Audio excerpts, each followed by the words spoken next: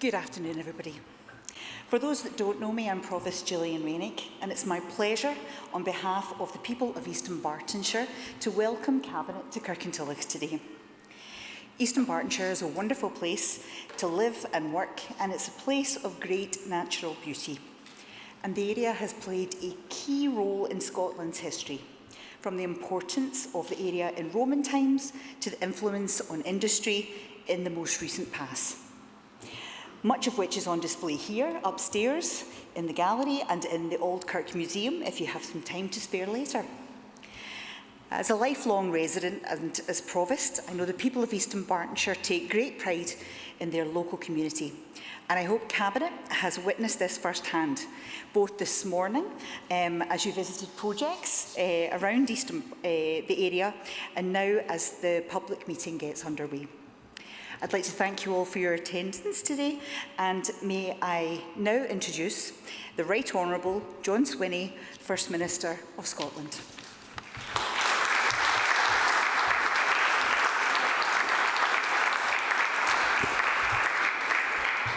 Good afternoon, ladies and gentlemen. Thank you very much for joining us here in Kirkintilloch Town Hall, and the Scottish Cabinet has met here in Kirkintilloch this morning as part of a process of taking the Cabinet around the country to different communities to engage with local communities about the priorities and the issues that are relevant at local level and also at national level. And on these occasions, we engage in a number of visits and contacts locally, and we have this question and answer session, which gives us the chance to hear local perspectives and to address issues that members of the public want to raise with us. I want to extend a particularly warm welcome to school pupils who have joined us today from Bearsden Academy, from St Ninian's High School here in Kirkintilloch, Bishop Briggs Academy, Douglas Academy and Buccleuch Academy, and look forward to answering your questions and also the questions from the audience about the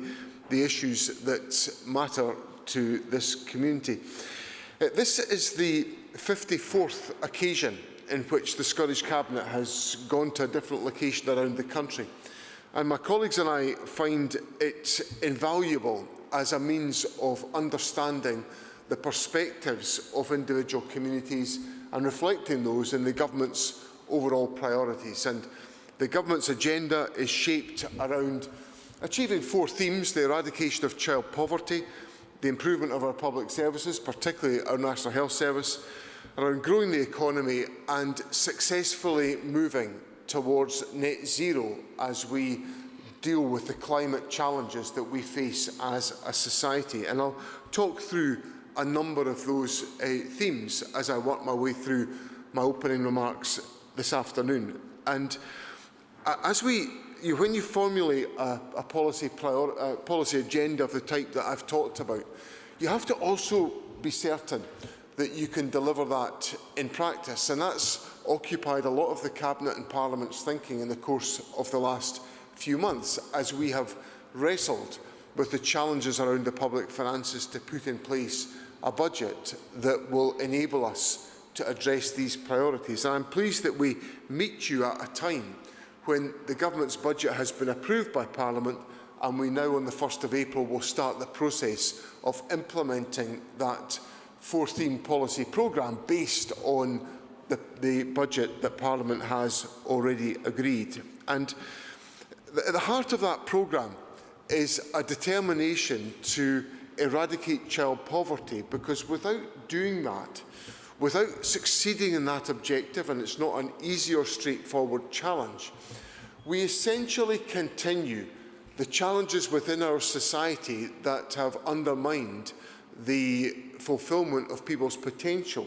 Because what all of us accept within the Scottish Cabinet is that poverty amongst children is essentially a factor that undermines the prospects and the opportunities for children in our society who are affected by poverty. So we have to take every step we possibly can do to ensure we're successful in that respect. So in the budget, for example, the Government's put in place the resources that provide financial support to families on low incomes through the Scottish Child Payment, which will mean that for every eligible child, there is a weekly payment coming into that household that lifts household incomes. And that contributes to a programme of measures that we believe, on the latest modelling that's available, is keeping about 100,000 children out of poverty in Scotland today. But that's not enough, because there are still children living in poverty today, which is why the budget extends those commitments further. And we include in the budget the measures to lift the two-child cap, which will help us to provide more support to families that wrestle with low incomes. But the work to support families who face difficulty isn't just about cash payments, it's also about good housing. So as part of our work in the course of our visit here today, the Housing Minister, Paul McLennan, has visited a new housing development at Laresland Primaries, the former site of Laresland Primary School, which is developing new housing properties within this area, and our budget programme again includes over £750 million of investment in strengthening and supporting the availability of housing in our society. But our work on child poverty isn't just about these measures, it's also about making sure that our education system is well supported and well resourced. And of course, here in East Bartonshire, we have a representation of a number of schools who are involved in some excellent work around the UNICEF's Rights Respecting Schools programme, which raises the sights and the perspectives of schools to meet the needs of young people and to give them an understanding of the world as we find it today. And in addition to those measures, earlier on today, the Deputy First Minister and I were announcing further financial support from the Government to assist in another part of the development of opportunities for children and young people in our society, which is the rolling out of a whole programme of investment to renew and to refurbish play parks within right across the country. Indeed, we're visiting one just outside the Kirkintilloch Leisure Centre today, which has benefited from government investment creating the safe places of play and exercise in our society to help children and young people to be able to enjoy their community and have a real sense of belonging within their own communities, which of course contributes to that sense of lifting the spirit of communities and helping young people to fulfil their potential. So right at the heart of the government's budget and our programme is the commitment to eradicate child poverty. But the second theme of our programme is around improving public services, and our investments here are concentrated significantly on ensuring that the National Health Service has the resources available to ensure that we achieve two principal objectives in the short term. First of all, that we improve access to health and care services, and the Health Secretary Neil Gray was at the Kirkintilloch Health and Care Centre this morning to see all of that work in practice. But then also to support the work that is necessary to reduce waiting times in our hospitals and our healthcare system. And this area will benefit through the budget from an additional £390 million of additional investment in the work of Greater Glasgow and Clyde Health Board to help us in that journey to reduce waiting times. But my other colleagues have been visiting other major public service investments in the course of their visits today. Angela Constance, the Justice Secretary, visited Lomos Prison, and Graham Day, the Higher Education Minister, was at Beauclair Academy to see at first hand the challenges in our public services, but also the improvement reform work, the important reform work that is underway to strengthen the delivery of public services in our communities. At the heart of being able to afford measures to eradicate child poverty or to improve our public services is the essential requirement to grow our economy. And in the course of our meeting today, the Deputy First Minister and I have had discussions with the leadership of East Bartonshire Council on some of the steps to encourage business investment within East Bartonshire, and then also to support the programme of regeneration that is necessary in all of our towns and communities around Scotland, and particularly here in Kirkintilloch, where over nearly £8 million has been invested through regeneration capital grants and the vacant and derelict land investment programme and the place-based investment programme to support some of the renewal that is going on right at the heart of Kirkintilloch. And the last area of our policy programme that's merited attention has been the work to tackle the climate emergency, where, in a sense, a community such as Eastern Bartonshire, which nestles under the Campsie Hills and which hosts some of the finest landscape environment in our communities, the wonder of Mugduck Country Park, which is a great place of leisure and recreation, but also an important source of contribution to the restoration of biodiversity and the measures that are necessary to tackle climate change within our society.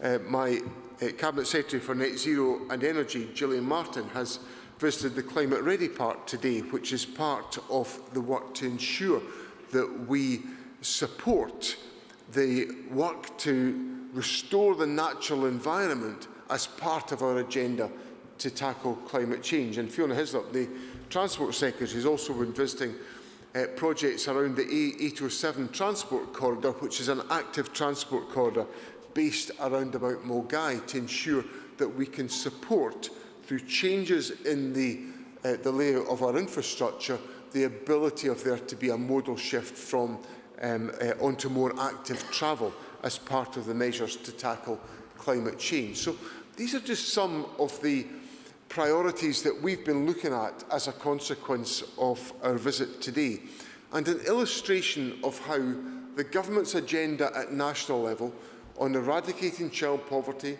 on growing the economy, on improving our public services and taking the action on net zero has an effect at local communities. And I want to thank the Provost for her welcome, but also Eastern Bartonshire Council for the way they're engaging with the government on taking forward a sense of a shared agenda between the Scottish Government and local authorities to improve the lives of individuals who choose to live in this part of the country. Now, we face as a society a constant range of challenges. Later on this week, the United Kingdom Government will set out the Spring Statement, which will give us a shape of what the public finances are going to look like in the years to come. We're dealing with intense volatility on the international stage, with many issues causing concern and with great implications for our community here. The conflict in Ukraine has led to enormous changes in access to raw materials, increasing the cost of construction of major projects around Western Europe, quite simply because of the disruptive effect of international conflict. Now, I cite these examples to essentially put our agenda into context. We are focused as a government on addressing the priorities of the people of Scotland, of making sure that we take the steps we can within our areas of responsibility to improve the quality of life of individuals in Scotland. But we have to do that within a context of whether it's changing financial landscape in the United Kingdom or the enormously destabilising effects of the international environment in which we operate. And whatever those circumstances, I want to assure you that the Scottish Government does everything it can to make sure that we address the priorities of the people of this community. Now, as part of that, an essential part of that is about being held to account, about being available to answer and respond to the issues that are put to government. Every week, members of the government are available to answer questions in the Scottish Parliament, to address the priorities put to us by the democratically elected representatives of communities the length and breadth of the country. But today, we're in Kirkintilloch to be accountable to you, to respond to your questions and your challenges, the things that are on your mind, and the issues that you would like to raise with the Scottish Government. And I look forward to addressing those issues with you this afternoon. The format of this session is that Jamie Hepburn, the Minister for Parliamentary Business, will come to the podium and chair a question and answer session, and my colleagues and I will divvy up the questions and we will give you the best responses that we can. And we'll have some time afterwards, more informally, to speak to all of you should you wish to raise issues with us more privately. But fundamentally, what this gathering is about an important principle of democratic society, which is that those who are elected to office should be accountable to the public and answerable to the public. And I look forward to answering your questions this afternoon. Thank you very much.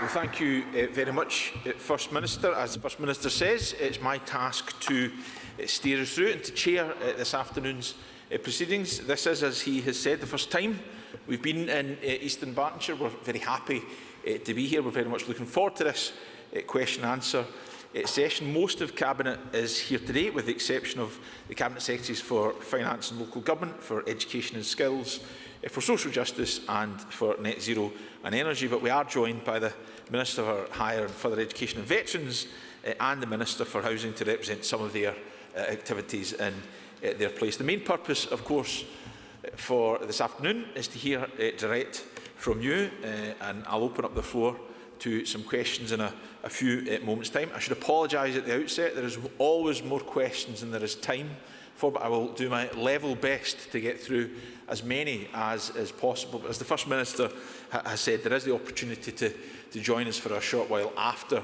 the Q&A session. So if you don't get the chance to ask, please stay behind and seek to speak with us. I'll take questions in batches of 3, and then I'll hand over to the First Minister, and he and other members of Cabinet will answer them. So let's start. What I'm going to start with, and I'm actually going to break the first ground rule that I've indicated. I'm going to take 4 questions from some of the young people that the First Minister mentioned, and then we'll go back to my 3-question limit. So we have 4 questions, as I say. The first from Lucy Harkin-Spence from Douglas Academy. Oh, and sorry, the microphones. There are roving microphones, and they'll make their way to you. Can you guarantee that university tuition fees will not be introduced in the foreseeable future by your party? Okay, thank you, Lucy. The next question is from Baljit Singh from Beauclair Academy. Are there any current plans to change the examination system to reduce stress and better reflect students' abilities? Thank you, Baljit. And the next question is from Michael McGovern at St Ninians High School. The Welsh Government has recently put in place a ban on all mobile phone usage for under-16s.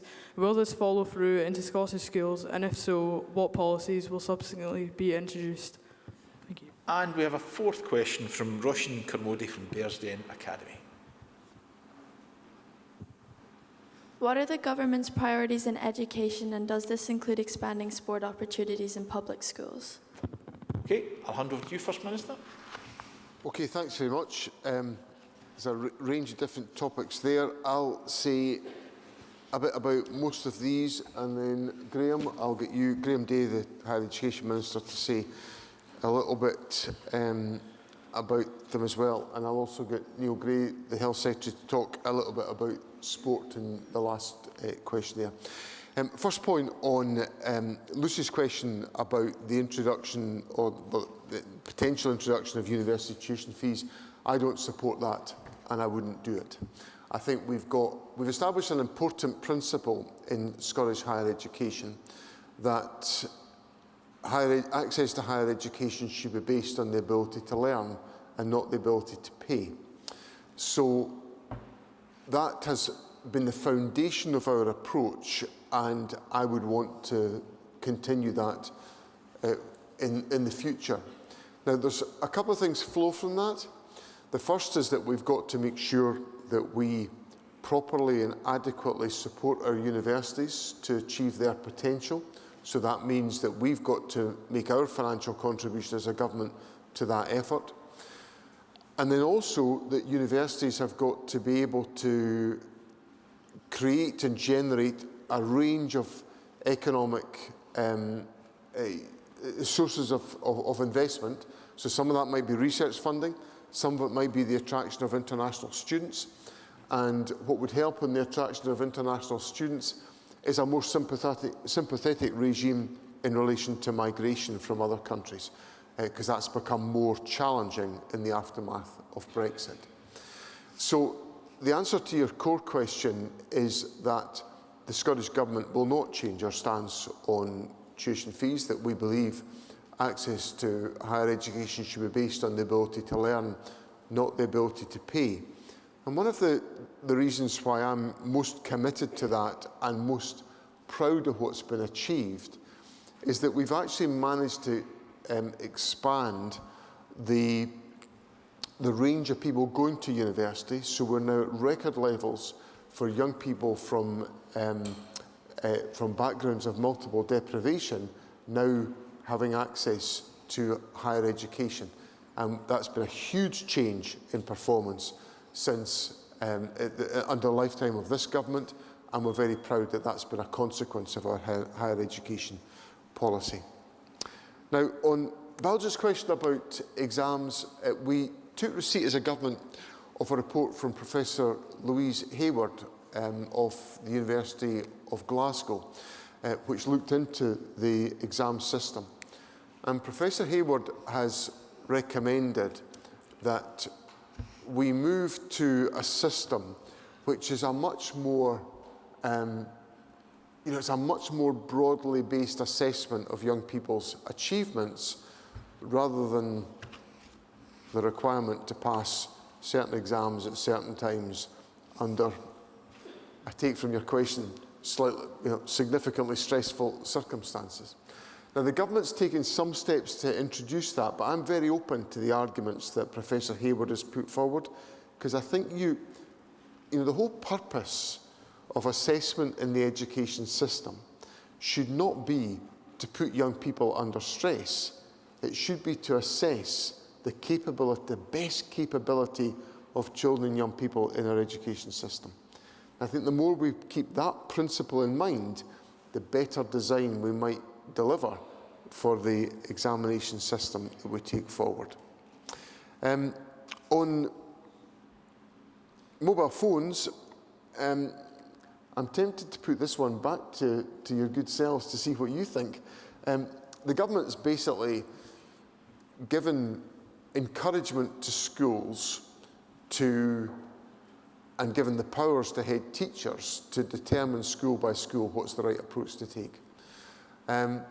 In some schools, the use of mobile phones will be part of the day-to-day educational experience within the school, but I'm conscious that mobile phones can also be incredibly disruptive within schools. So we've taken steps to provide that scope to act for head teachers, but it may well be that the Welsh Government has taken a bolder set of actions, and perhaps we need to take a bolder set of actions. But I'd be interested to hear your thoughts on that into the bargain.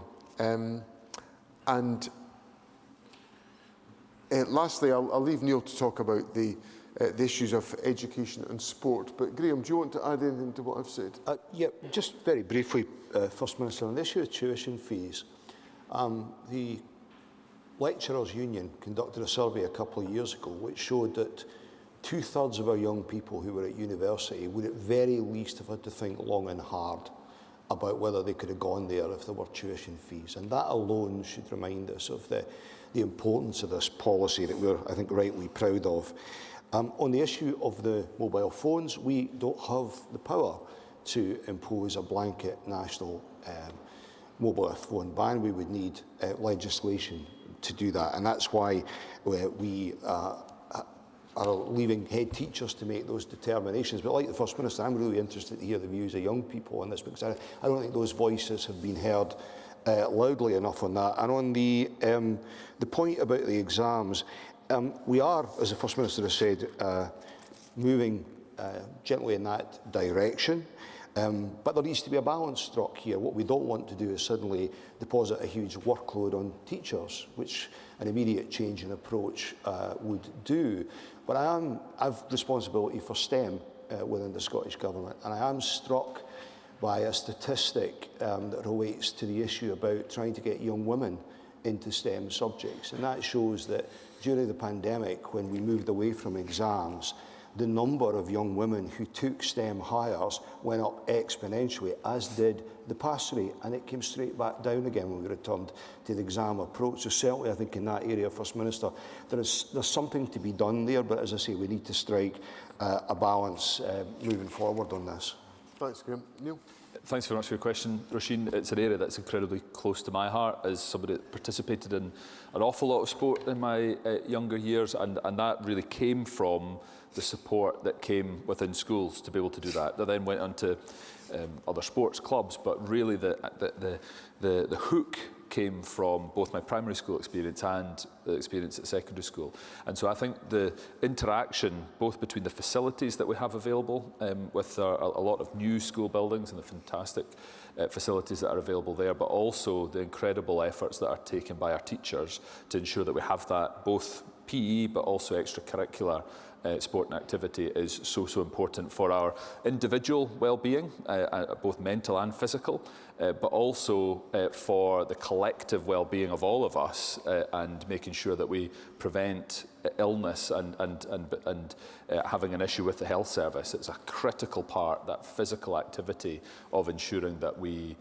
have a healthier lifestyle in Scotland, something that we're exploring at the minute in terms of a strategy document that I'm looking to publish later in the year. I also think that we've got a lot to be proud of here in Scotland in terms of our elite sporting achievement. Last night's men's football team result aside, I was able to see fantastic women's rugby on Friday night in the Women's Six Nations, where Scotland beat Wales. You're from Bearsden, I think. Bearsden obviously is where Dame Catherine Granger comes from. We've got incredible role models, sporting role models, to really look to, both historical and in the present, to inspire people to take up sport and to maintain a healthy lifestyle. And of course, just around the corner, we've got the Commonwealth Games coming back to Scotland, something that we should all be very well looking forward to. But that hook of primary and secondary school physical activity at PE and extracurricular activity is absolutely central to what I believe will be a healthier lifestyle for all of us. Did any of our young people want to take up my invitation about the mobile phone comment, or will we leave that for our conversation later on? Anyone want to? No? Okay, right, Jamie. Okay, thank you, First Minister. I wonder, before we turn to more questions, could we maybe thank our young people for coming along today?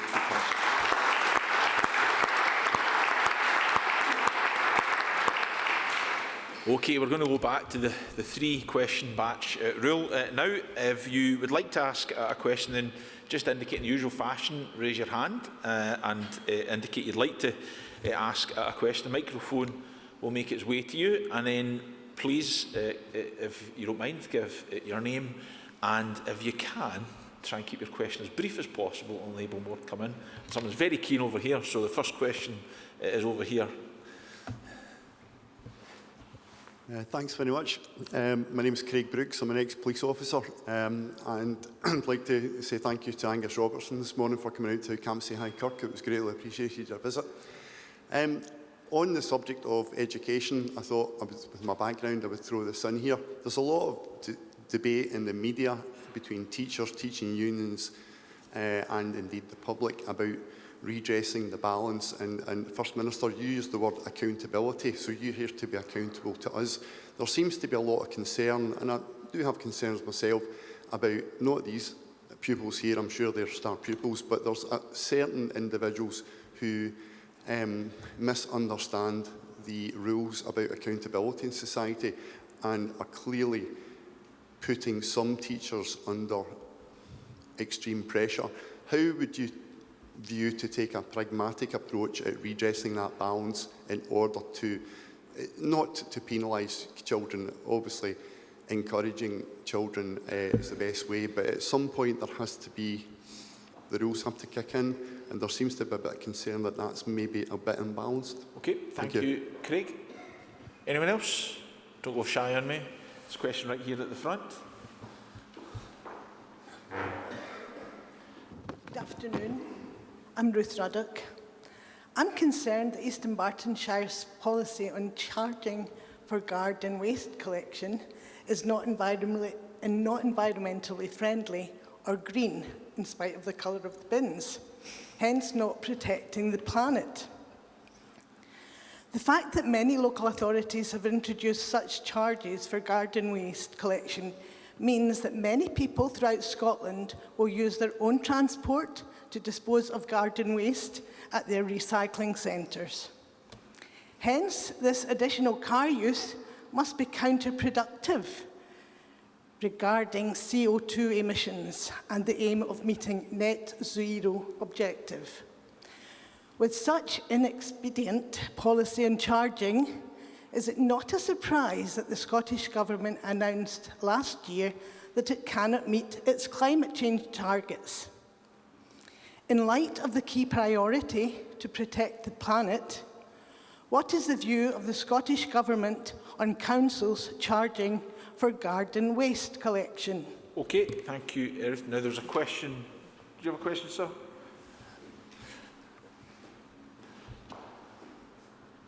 It's David Stephen. My question's on net zero. I'd like to ask the Cabinet members how many of them have got an EV vehicle and the heat pump boiler that you were expected to get in the next number of years. I myself can't afford it, or can't afford both. Maybe pick one, but I can't afford both. And I'm sure there's other people in the audience who are the same. Okay, thank you, First Minister. I think I'll maybe start with your question, Mr. Stevens, since, and I'll not go around the whole cabinet, but I'll just give you my answers. I have got an electric vehicle. I don't have a heat pump, but I've got solar panels on my house, and I suspect I'll get round to a heat pump when my current boiler packs in, which, you know, will be sometime soon. So, two things I would say to you. The first is that, I recognise that an electric vehicle is a formidable cost. So it's not an easy thing for everybody to do.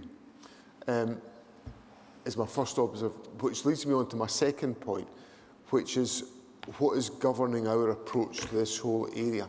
We have to act in a fashion that can take the public with us. So I can make a choice to buy an electric vehicle, but I've got to be careful about putting an obligation onto you about something that I might expect you to do. And that's affecting our judgments, particularly about the heat and buildings legislation, because what we're currently wrestling with is the fact that energy prices are generally rising, but the means by which we can see how people would have to get out of that spiral of rising energy prices is to incur a really very significant cost for alternative heating systems. And we're trying to work out how we can help people to get to that point, rather than just putting the obligation onto you, in which circumstances you might actually begin to feel and experience more fuel poverty as a consequence of the obligations we put onto you. So that's a means of me trying to say that we're trying to find a way to work with people to make as much headway as we can. Now, where people can make their investments in EV cars or solar panels or heat pumps, great. You'll get every encouragement from the Scottish Government. But we have to be mindful where we put obligations on people that those obligations can sit compatibly with other issues with which we're wrestling. And I hope that gives you some reassurance about the thought process we're going through. I don't know if you want to add anything onto that as well. I mean, there's quite a number. The only thing to add is there has been, over the last few years, a number of different Scottish Government interventions to try and support householders in particular to adopt different forms of energy. So whether that is support for energy efficiency or support for installing decarbonised methods of energy. And we need to ensure that where we are keen to meet targets, we are putting in the right kind of support to enable you to do that. So Gillian Martin was quite clear that in our approach to do this, it's not about impoverishing, it's not about making it harder for people, but actually in the long run, in a country which has got high levels of fuel poverty, there might be a route here which reduces people's fuel bills because it's more efficient, as well as helps to meet our targets. And I think that's the aim that we're going for. Kate, would you like to say anything about the issue of the interaction between the charges for garden waste collection and then what the perverse implications there may be of that, from Ruth's question? Thanks very much, Ruth. And having been in a local authority area that introduced charging for garden waste a few years ago, I am very aware and conscious of, and we are in government, of some of the fine balances that are to be struck in all of this. Because I appreciate that changes like that are something that you'll have to take into account and others will take into account. We are conscious that in trying to meet whether it's our net zero targets or our environmental obligations, that recycling is critical. And looking at some of the reasons that East and Bartonshire Council had cited, and of course this is entirely a decision for them and it's a decision for the local authority, but some of the decisions that they had cited was to encourage better use of existing recycling facilities and to make better use of food waste collection services, because the current level of waste which could be recycled but isn't being recycled is too high. So I think their figure is about 64% of the contents of an average residual waste bin could have been recycled. So it's a fine balance, and whilst it is entirely a decision for them, it is an issue that local authorities across Scotland are grappling with. As I said, my own council area of Highland Council introduced those changes a few years ago. The key is to make sure that there are facilities available for householders, that it doesn't, and that they keep it under review, so that it doesn't increase, for example, the level of fly tipping, because that's also something that needs to be kept under review. So I know that they introduced the charging last year, if I am correct, and moving to a 3-weekly cycle this year, and it'll be important for them to keep that under review. Okay. Well, then we're not having a conversation. We've got the chance for a conversation at the end, so it's Q&A. Now, Mr Brooks's point is a really important one, because nobody, no matter their job, should go to work and not be safe. So that's a kind of fundamental point. And I think in our schools, my sense is that most young people contribute positively to school and behave well at school. And there'll be a minority that don't, and there has to be a requirement on all pupils to contribute constructively within the school. Now, I spent 5 years in the past as Education Secretary, and what I saw in schools which really impressed me, and which I think led to really good standards of behaviour in the past, was a values-based approach to learning, whereby there was there's a set of values that were expected of every single pupil and of every single member of staff. And it created a school community that was very much together, and it gave the ability to police that behaviour and to regulate that behaviour so that everybody was acting properly within the school environment. Now, I think a couple of things have happened. I stopped being Education Secretary in 2021. A couple of things have happened since then. I think the impact of COVID has led to just some changes in outlook and behaviour within our schools. And secondly, I think we are increasingly, as a society, seeing the effect of, I'm going to struggle here to find the word that I want to use without using a word I don't really think is appropriate, but I'm going to do it anyway because I can't think of a better word, of looking at other role models. Some of the role models normally viewed to be a good thing. Well, some of the role models that are being sort of celebrated in society today are, in my view, absolutely odious. But they are almost validating behaviour. So I'm a First Minister for just about 11 months. I've probably been asked about this question 4 or 5 times at First Minister's questions. Now that's quite a lot in that relatively short space in time, because I think there is, and I've made the response that I see it as part of my role as a male First Minister to set an example about how we should behave to, particularly men and boys, towards women and girls, and how we should behave within society. So I think what I'm saying to you is that I think fundamentally, I think the way through this is to have a good values, rules-based approach to participation in education. That will be engaged with and supported well by the overwhelming majority of pupils, but where it's not, that's got to be addressed, and there has to be the tools to enable that to do it. Now, some commentary would say, well, we need to get back to more exclusion from schools. I don't believe that, because I think the more you exclude young people from learning, the worse the problem will become in society. So there has to be the creation of a climate and an approach within our schools which enables the legitimate point that you put to me to be addressed. And the tools have to be there in schools to enable that to be the case. And I think that can best be done in a proactive way by the creation of a values-based approach to education and to behaviour.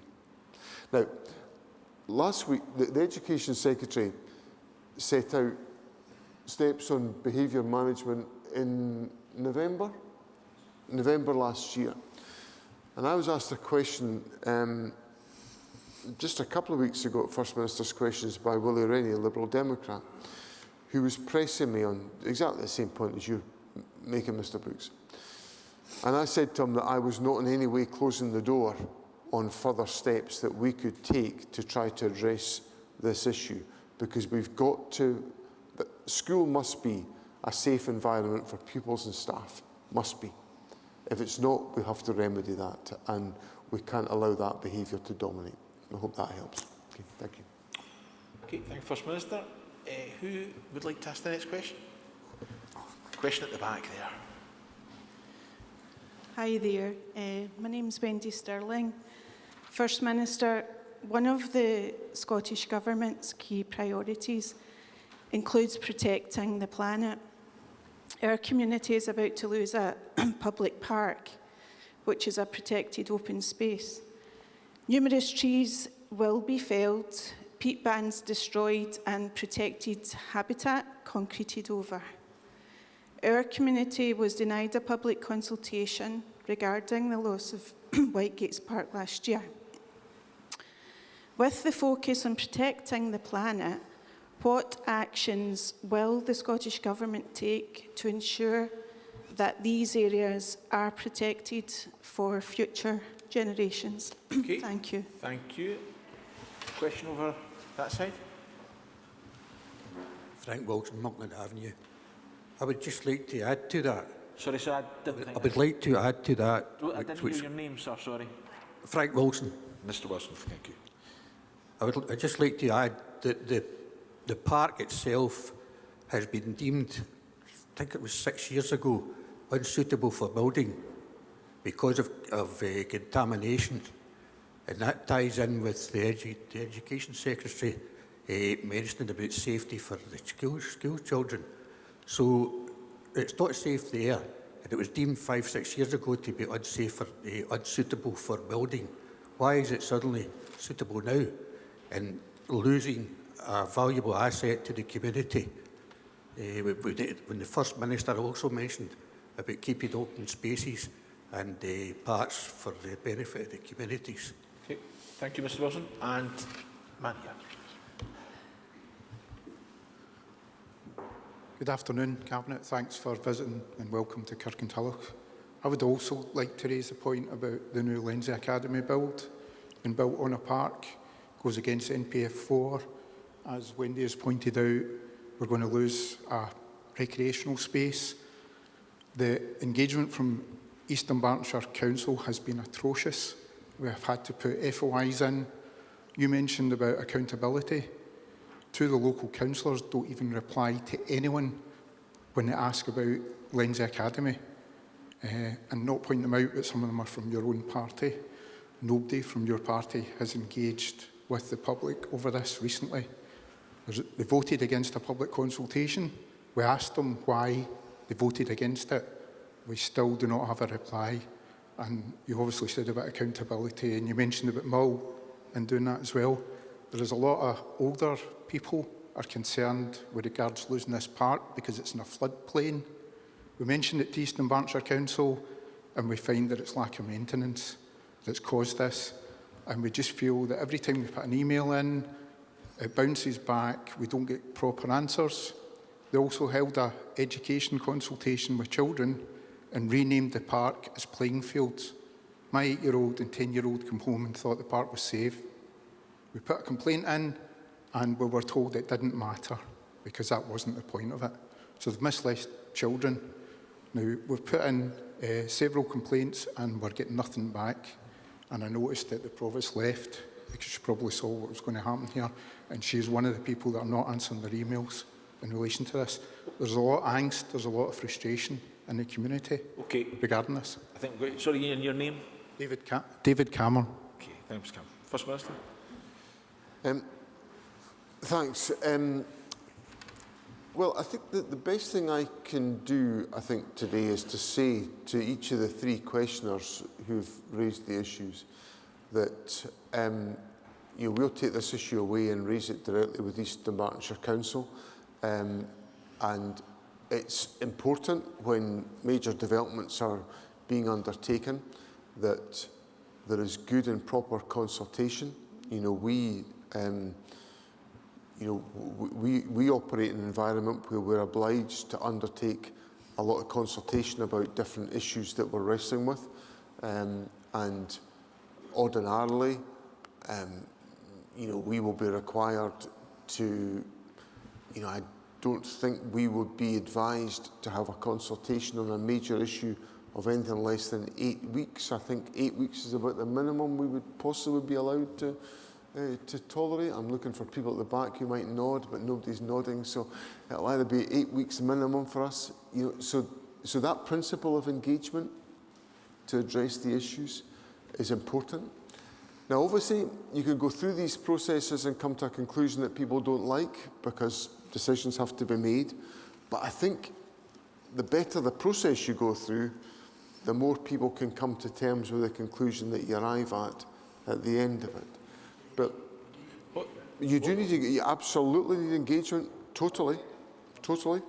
And so, as I say, the best I think I can do is take this away, and we could perhaps at the end of the discussion just make sure that we've got the names and addresses of those who've raised the questions about this, so that once we've raised the issue with East Dunbartonshire Council, we can supply you with the response that we receive, and we'll do that at the end of the gathering. But one of the private secretaries that's here, if they could just make sure that we get the names of the three individuals involved, and we'll take it from there.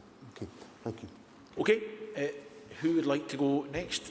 Oh, there's certainly lots of hands. So, good question right next to you, Franz. You don't have to go far. Siobhan Martin.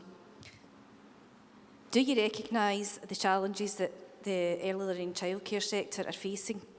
Really recognise the challenges that we're facing? You're making promises to families, but the costs are rising all the time, and everything is costing money, but what you're providing isn't paying for this. Thank you. Okay, and I think you've already got a microphone, so you might as well ask your question. Hi, I'm Amanda Kay and I'm a GP just up the road here. My question's really about the GP contract from 2018. It's not being delivered. We're not anywhere near delivery of it. There's a very amazing gentleman to my right here who was one of our community link workers. The community link worker service had a 97% satisfaction rating and they cut it. So one of your priorities is in child poverty and also on the NHS. Obviously, he was really helping families in terms of things like child poverty, and it's gone. Also, pharmacotherapy. We're not even getting half of what we need for it. CTAC nurses, they don't have accommodation, so we're providing that for them at our own expense, and we don't get any money from the 2018 GP contract. It's just, obviously, people coming in to work in our things and take some of the pressure off. It's just not working and it's putting pressure on us. You've said that you're going to give 390 million to waiting lists, which is welcomed, because I see someone waits 18 months for gynecology to be seen and I have to see them multiple times and then obviously write multiple times back to the hospital. It's putting undue pressure on our services. But 2008, the GPs had 11% of the NHS budget. We now have 6.2%. So everybody in this room, whenever you're wondering why you can't get a GP appointment, it's not because of us, it's because of the funding. So I want you all to think about that and I'd like to hear what your response is on it. Okay, Thanks. thank you. And there's a question right in front of you and then I'll come over here next.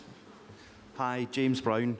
I want to follow up on the funding gap here. So part of my role is speaking with GPs across Scotland and the rest of the UK. What I'm seeing coming up for GPs in the next 12 months with the BT switch off is a bill for between £2.5 and £6 million. What I'm wanting to know is where that money's coming from, but also why are GPs having to spend that money? And if we talk about net zero, GPs are provided with networks from the health boards. We're not allowed to use those to run telephony systems that are being turned off.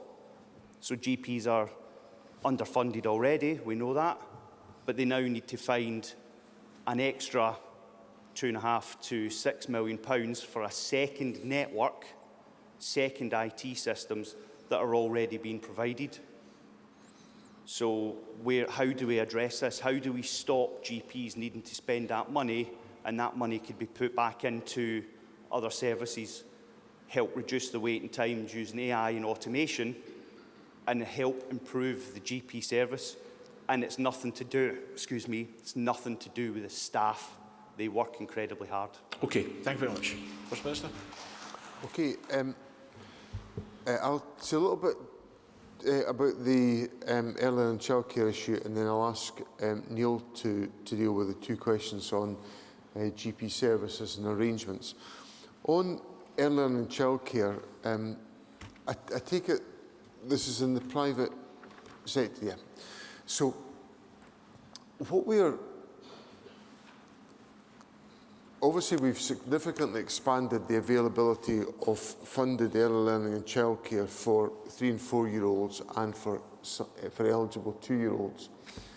And at the heart of the approach that was taken is an approach which was designed to encourage the partnership model between the public and private sectors.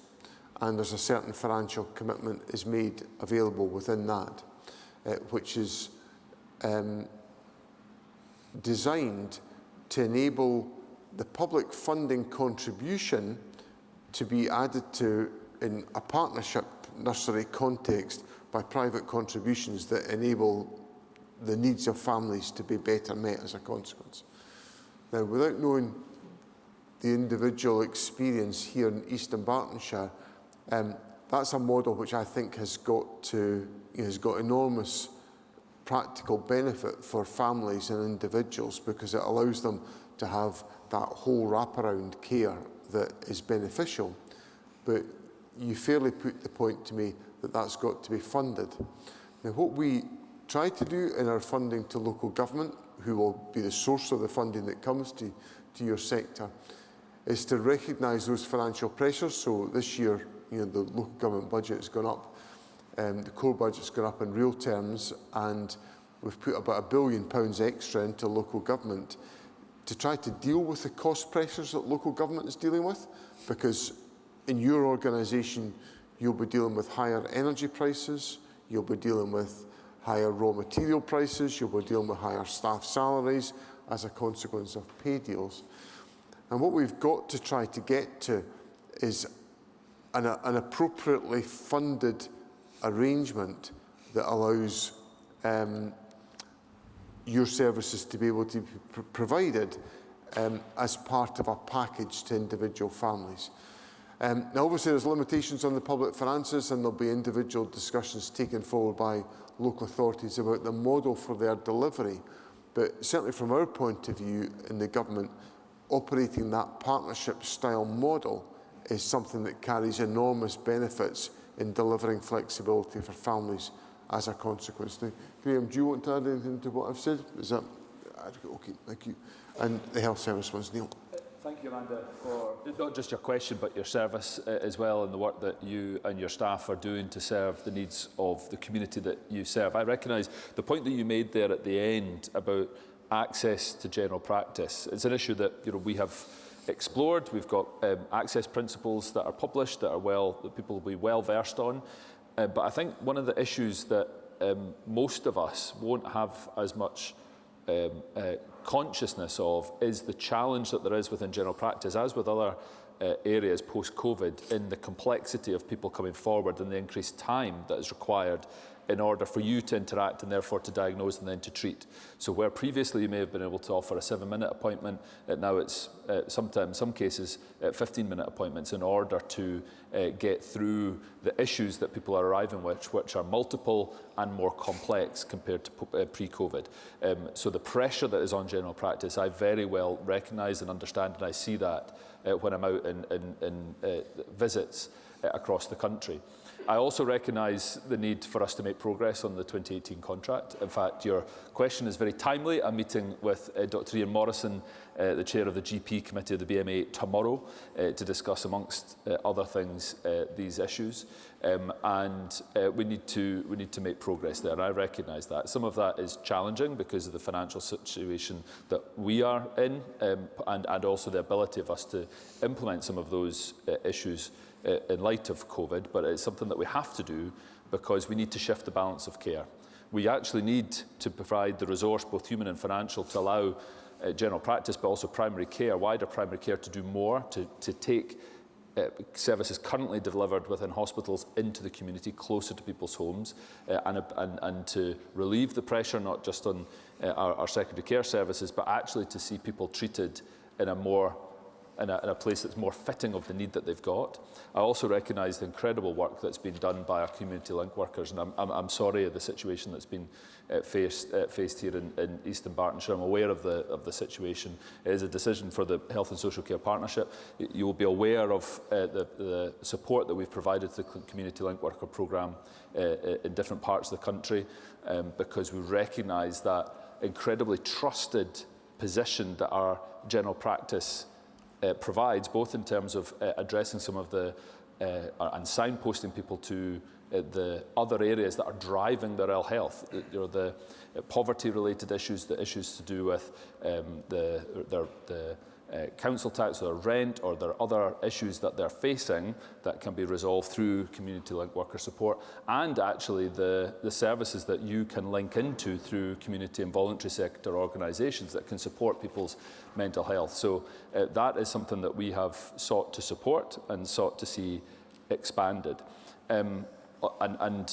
We are also conscious that for general practice, as contracted members of our National Health Service, there is an additional pressure coming that is not of our making, but is one that we're certainly well aware of, which is the UK Government's decision to increase employer national insurance contributions. It's a massive issue that is going to impact on our primary care providers and general practice in particular. And again, we're working with our colleagues to try to find a route through that. but this is an issue that should be resolved at source. We should not be facing a situation where Scottish Public Services and individuals working within it are having to pay the cost of a decision made at a UK government level.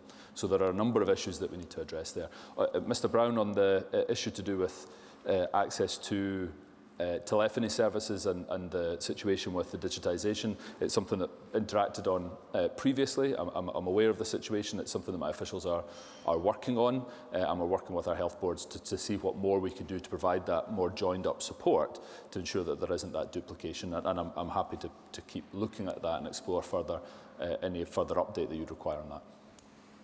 Okay, unless his question be answered, there's a gentleman right there. Wanted to yourself yet, sir? Hi there, I'll not stand up. A question that's actually probably affect us all at some point, if not now, and that's the health and social care set up in Scotland. So the question is, with a backdrop of £30 million being spent, major stakeholders walking away, and the dropping of Part 1 of the bill, is there a future for a national care service in Scotland? Okay, and so your name, sir? Nicky Campbell. Okay, thank you, Mr Campbell. So question right over there. Yep. Hi there, my name's Catherine Fraser. I'm a local GP. My concerns around waiting times in general, but in particular for child and adolescent mental health. Children are facing waits of 2 years to be seen, and then once they're seen, they're facing waiting times of 18 months to 2 years at a crucial part of their education. Is the government prioritising this, and how are you going to get the waiting times down for these kids at a very vulnerable time for their health and for their education? Okay, thank you. Thank you. Are there any other? We've not had much from over this side, so are there any? There's a question right just next to the last questioner. Hi, my name's Paul Phillips. My question is about the New Deal for Business. I run a self-catering business. It's been up and running for about 30 years. Some of the recent legislation has been pretty complex and costly for me to conform with. The licensing legislation has been very tough on the business, and I can see that the visitor levy is going down the same route. It looks like when the laws are passed and they get passed to the council then go crazy with the powers that they've got, and there's been a lot of damage done to the sector across Scotland. A lot of B&Bs have closed, a lot of self-catering businesses have closed, about 15% of self-catering's closed. So my question is, how do we get the New Deal for Business really working so that we not just listen to the sector, to the likes of the Scottish Tourism Authority, but we actually act in it and we put some protections in for business so that the councils can't damage the businesses when they implement the legislation? Okay, thank you. First Minister. Thanks very much, Jamie. I think, Neil, could I ask you to talk first of all about the question on health and social care, and then about CAMS, and then Kate, I'll come to you about New Deal for Business, and I might add something depending on what you say to. Nicky, thank you very much for your question. I think it's no secret here that I wish we were in a position where we were able to legislate to deliver a national care service. I think it's what people who rely on the care system were calling for. That was very loudly articulated in any audience that I was, or indeed the Social Care Minister, Marie Todd, were interacting with. Unfortunately, we are in a situation where we don't have a majority in Parliament, and as you say, some of our stakeholder colleagues withdrew their support for the statutory change, so the legislative change to establish a statutory National Care Service Board. And so we had to look at that reality and reflect upon it and come up with an alternative, which I think still means that we see progress. It's about establishing an advisory board, a National Care Service Advisory Board, working with local government to do so, and have the voices of lived experience as well as the voices of those at various stages of the care service involved, so that government and local government can be advised as to the best route forward to see standards brought up for both those who work in health and social care, but also those who rely upon its services, where we're seeing far too great a level of inconsistency across the country. We need those levels of delivery brought up. I think it's in everybody's interests, both ourselves and local government in particular, for this arrangement to work. But clearly, if it doesn't, then we need to revisit, to put to the second part of your question around whether or not a national care service should be delivered. That would have to be revisited should that not work. But we're determined to bring up standards and provide a greater level of consistency of standard for both those that are involved in delivering our care services, but also those who are in receipt of it and expect to see improvement. Just before you go on, yes. can I just reinforce that point, that the absolute necessity of this reform must be an improvement in standards so that people, regardless of where they live, have access to social care of an acceptable standard. Now, we live in a democracy. We can't get that legislated for in Parliament. So we've entered into an agreement with local government to set about trying to achieve that. And that's what we'll try to do, and we'll give it in good faith.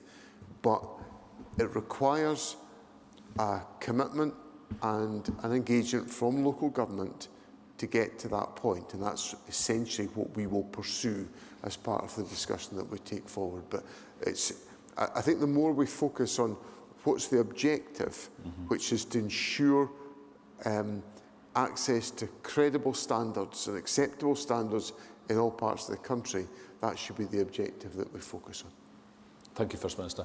Catherine, your question around waiting times in general, but also specifically around CAMHS. There's a couple of things I'd say. First of all, the waiting times picture in general, we invested £30 million this financial year in order to reduce COVID-related backlogs. That has delivered. In fact, it surpassed our expectation on delivery in terms of procedures and appointments. So we know that the plan that we've got in place, which will be backed by £100 million of additional revenue as part of the £21.7 billion that we're investing in health and social care, is a plan to take down those long waits so that we can see improvements for our general practitioners being able to refer to treatment, because what Amanda was saying earlier around gynaecological services, where you're by referring in and having to wait, you're then seeing your patient multiple times in the interim because their symptoms are worsening or because the situation is not being addressed. So that's a point that we recognise. On CAMHS in particular, there's two aspects here. The first is that the actual CAMHS assessment waiting time we are meeting for the first time.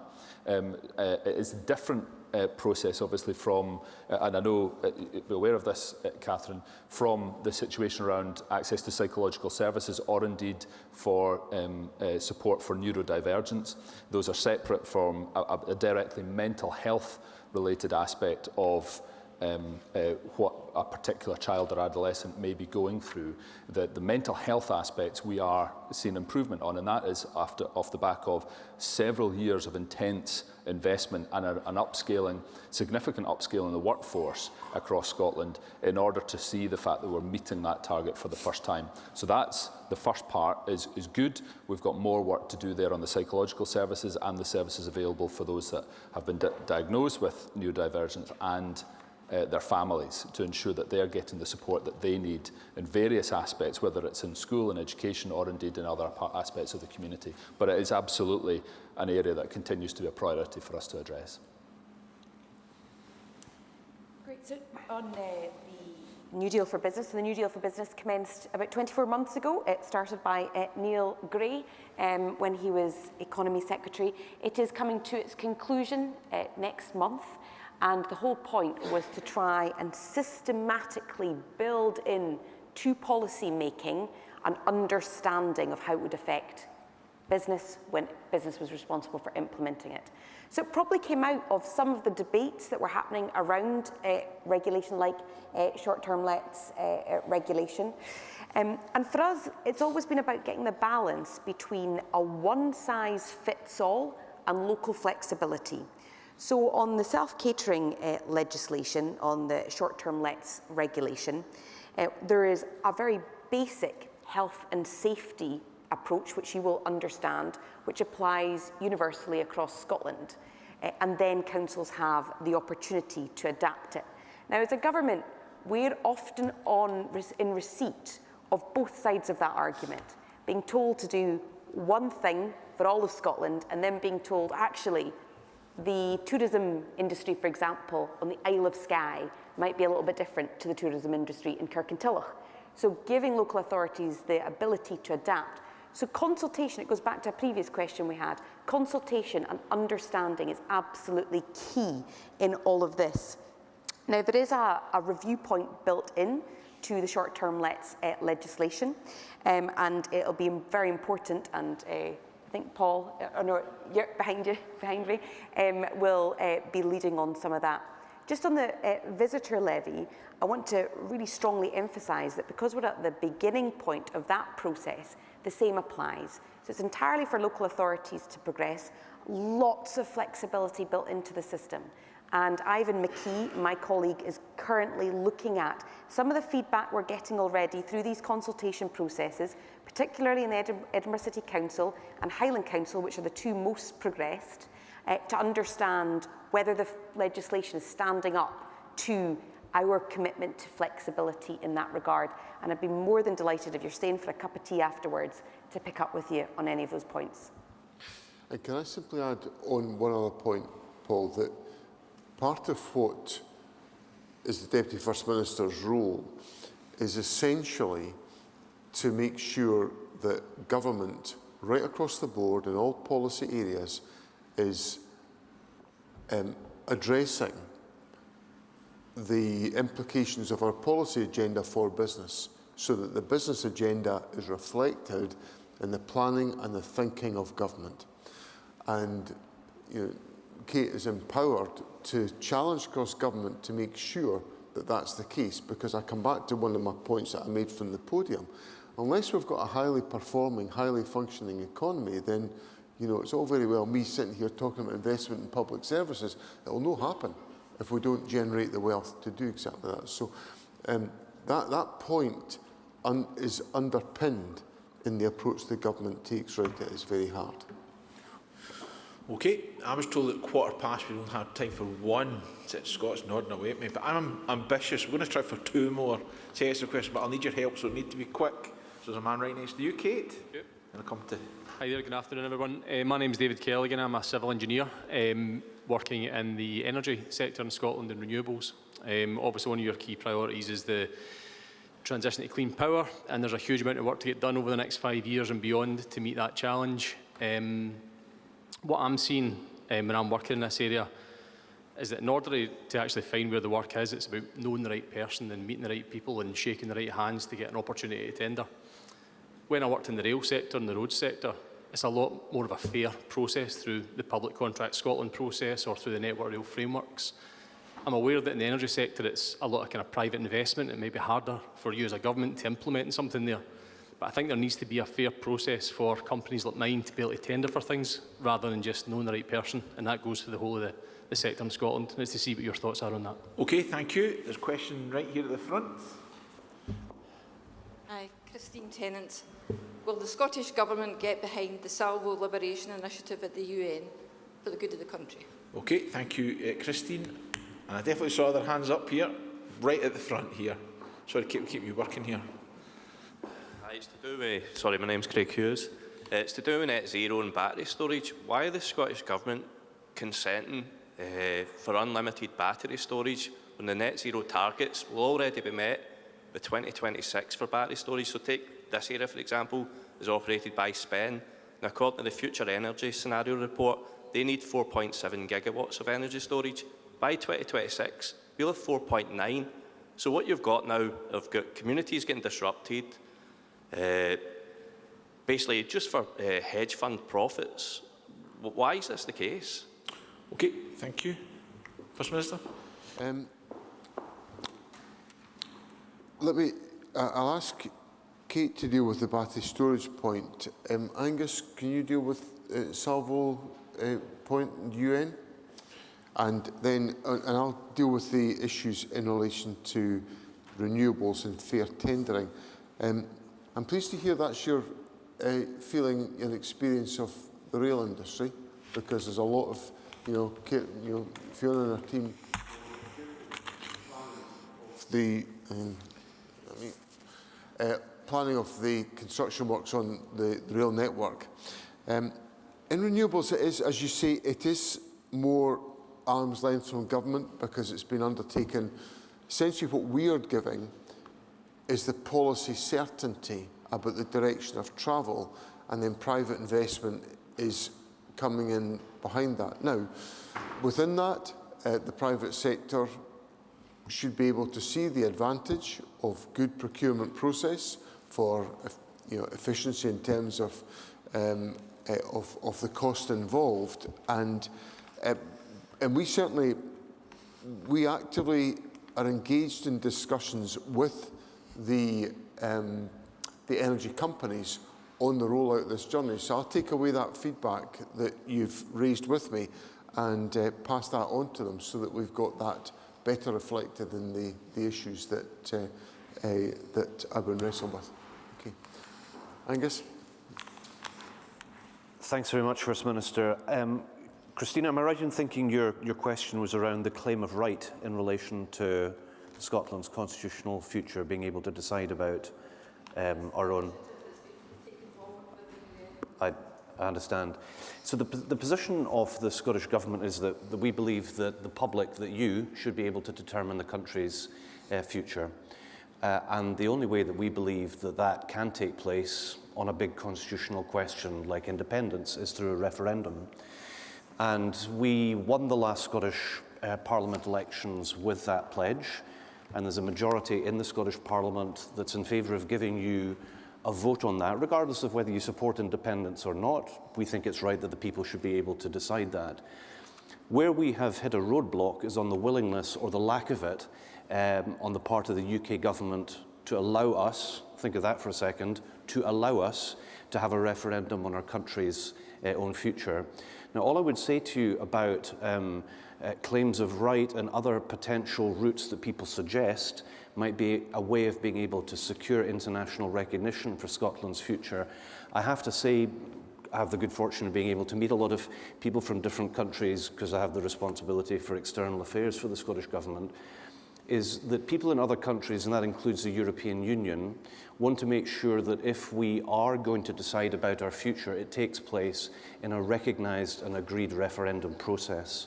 And that's exactly what we had in 2014. So the challenge for us is to make sure that we can secure that referendum and have a choice. Again, I make the point this should make no difference to whether one supports independence or not. It's about whether we believe that we should be able to determine our own future in this country. That's the position of the Scottish Government. It is the choice that we wish you to be able to have. We're committed to do that. We want that to happen as quickly as we can make it happen. Although I would counsel, I am slightly sceptical of a view that there may be shortcuts to being able to do that. We're going to have to impress on the UK government that if it wants to retain its international standing as a democratic state, it has to allow the people to choose their own democratic future. On renewables more generally, we have set out an approach to maximise the potential, particularly for offshore wind energy, to reach our net zero targets, but also to look at how Scotland's economy can thrive and prosper at a greater level because of a surplus of green energy. So we know that we're in the process of a transition. We have got some of the greatest opportunities here in Scotland when it comes to the transition to green energy, making use of all the skills, the infrastructure, the talent that we have in Scotland in and around energy, and redeploying that into the green energy sector, particularly looking at offshore wind. And it's absolutely remarkable. So it's not just about whether or not we are meeting our peak energy demand as consumers, it's also looking at all the industries that need a surplus of energy and that might locate here, the manufacturing opportunities that come from the supply chain, work for our colleague over here who's looking to tender for some of that work. So the economic opportunities are huge. But you will know, and I will know, where does battery storage sit in all that? Well, it's absolutely essential to deliver the reliable and secure power because we need it to store electricity when it is needed the most. Now, those have to be sited in the right place, the right type of development in the right place. And there's a whole conversation around ensuring that that is the case. There's also an important conversation, and I say this because there's currently a live consultation to look at what good practice looks like for developers, including developers of battery storage, for engaging with their local community and what benefits there might be for their local community, not just in terms of the way that we all think perhaps of community benefits in the past, but what are the new approaches to working locally with communities so that communities who are dealing with the consequences of something on their doorstep are getting the benefit from it. So I suppose my short answer is that surplus energy is necessary if you want to deliver all the other opportunities that we have in Scotland. And one of the key, and this is part of our international security as well, one of the key elements is, do we have access to reliable energy? Do we have access to enough reliable energy here in Scotland to be able to drive the growth? Because I don't think there's an industry in Scotland that doesn't depend on that access to reliable and surplus energy. Okay, we're going to fulfil my ambition and have one final round of questions. We'll just take two because we are running short of time. So who would like to go next? Question here. And again, short and sharp would be helpful. I'll try. My name's Fiona McManus. Based on our recent census, the number of unpaid carers in Eastern Bartonshire has jumped from just over 11,300 to almost 14,000, which is an increase of over 22%. Between the local authority cuts and decommissioning of services, the local carers centre has seen their funding cut by 19% and have lost a quarter of their staff. The centre has not had an uplift since 2009, nor has it received any increased funding from the Dedicated Carers Act money, which was introduced in 2018. So my question is, how can you ensure that carers and young carers are being supported without adequate local investment? And importantly, without the transparency and accountability of the Carers Act funding that you're making available through local authorities? Okay, thank you. And I did see a hand go up here. Yeah. Good afternoon, Kate Mingus. Just taking it back to the questions around about renewable energy, moving to net zero, and more specifically about fitting houses with heat pumps. I live in a flat. A lot of the housing stock in Eastern Bartonshire and, of course, within Glasgow City is older tenement-style buildings, new build flats. What is the strategy and the plan to help owners like myself move towards getting rid of our old gas boilers and into having a heat pump? Okay, thank you. First Minister. Okay, on the point, I'm going to get Neil to say a little bit more about carers support. I'm really troubled by your comment about the lack of follow through of the investment we're making in the Carers Act support into the local carers centre. That really troubles me enormously. It's an illustration of just, I suppose the point I was making at the very beginning, there is an interaction between national priorities and how they're felt within individual communities. And that's not a good example of it, because we've come into this with the best of intentions, and your carer centre has not been on the receiving end of those not only good intentions, but financial commitments delivered into the bargain. So we'll take that point away. I think there's a general point I would make, which is that we will, as a society, never be able to survive without unpaid care, nor should we, because it's part of who we are as loving human beings. But we've got to make sure there is effective support in place for carers undertaking their roles. And some of that will be about direct financial support, and there's some direct financial support that's available through carers allowances that the government puts in place. Some of it will be about making sure that carers centres and infrastructure at local level is well supported to make an impact in people's lives. And we've put the statutory framework in place to do that, but your question makes me uneasy about how that's been felt on the ground. So we'll take that point away and explore that further. Do you want to add anything? Thanks, just briefly, first of all, thank you for your question and for the work that you're doing to advocate upon local unpaid carers. Mrs McManus, very much appreciate. I've got a local carer centre in my constituency that does incredible work to provide that support to ensure that unpaid carers are able to continue doing the job that the First Minister is giving thanks for, which is absolutely fundamental to the well-functioning of our society. We are aware of the situation with regards to Carers Act money not finding its way to where it should do, and that is something that I'm actively exploring with COSLA, the local government umbrella body, to make sure that we do have financial transparency on the money that we are putting into the system, whether it is the money that goes to local government, and there's been substantial increase in the money that's gone to local government as a result of this year's budget, or indeed through our health boards that arrive into our health and social care partnerships and then should be distributed equitably in a way that meets the needs of that local population. In this case, the local carers centre. It's something that we are exploring and we want to make sure that we do more on. In the absence of the Social Justice Secretary, I'll reinforce the point that the First Minister's made around the investments that we're making through the devolution of powers around carers support benefits, where we've uprated that and we're currently doing more work to make sure that we're providing as much support as possible. Though, as the First Minister says, some of that can only go so far. It's about our own human devotion that we absolutely continue to rely on, but we need to make sure that that wider infrastructure is absolutely there to make sure that our unpaid carers can continue to do the incredible work that you do to support your loved ones. Okay, thanks, Neil. And lastly, Kate. It's a very timely question because we're actively looking at these issues right now. We've got, as I said earlier in response to a previous question, we have got two challenges that we want to overcome. The one is that you've probably seen your fuel bills go up at least 3 times in the last year. We all have, and that is plunging more people into fuel poverty. So we need to try and support them as far as we possibly can in reducing those bills and making homes more energy efficient. And that is true of flats as much as it is true of houses.